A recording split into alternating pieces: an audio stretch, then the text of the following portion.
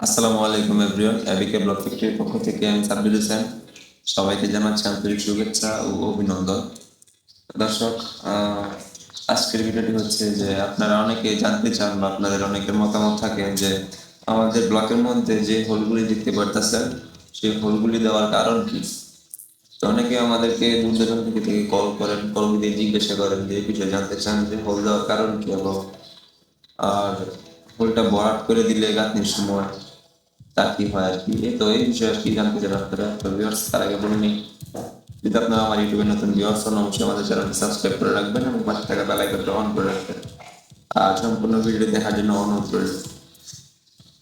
তো ভিউয়ার্স, আমার সামনে যে প্রোডাক্টটি দেখতে পারতেছেন কংক্রিট হোল ব্লক, এটা এই হোলটি দেওয়ার কারণ হচ্ছে যে আপনারা অনেকে মতামত থাকে, প্রশ্ন থাকে আমাদেরকে যে হোল দেওয়ার কারণটা কি, হোল দিলে কি হয়। তো আমি প্রথমে বলবো যে হোলটি দেওয়ার কারণ হচ্ছে তাপমাত্রা নিয়ন্ত্রণ করে, দ্বিতীয় হচ্ছে বিল্ডিং এর লুট কমায়, আর হচ্ছে 3 নম্বর হচ্ছে যে ভূমিকম্প সহায়তা করে।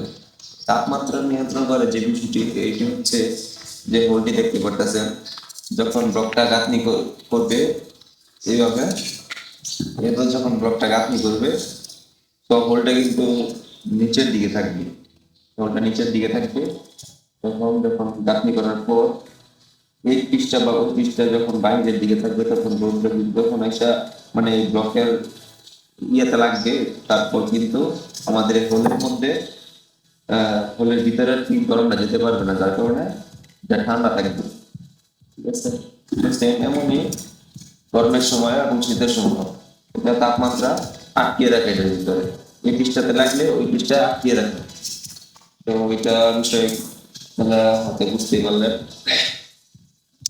আর হচ্ছে যখন গাঁথনি করবে, যে গাঁথনির যে বিষয়টা অনেকে বলে যে গাঁথনির সময় কি এই হোলগুলি কি ভরাট করে দিতে হবে কিনা। তো ভরাট করে দিতে হলে কিন্তু আপনার বিল্ডিং এর লুকটা একটু বেশি পড়বে, কারণ এটা উদ্দেশ্য হয়েছে যে বিল্ডিং এর লুকটা মানে নিয়ন্ত্রণ করার জন্য এবং বিল্ডিং এর লুকটা কমানোর জন্য এই হোলটি দেওয়ার উদ্দেশ্য।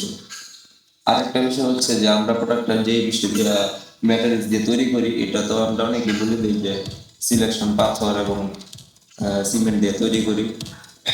তো আপনারা প্রোডাক্ট দেখলে বুঝতে পারবেন যে কোনটা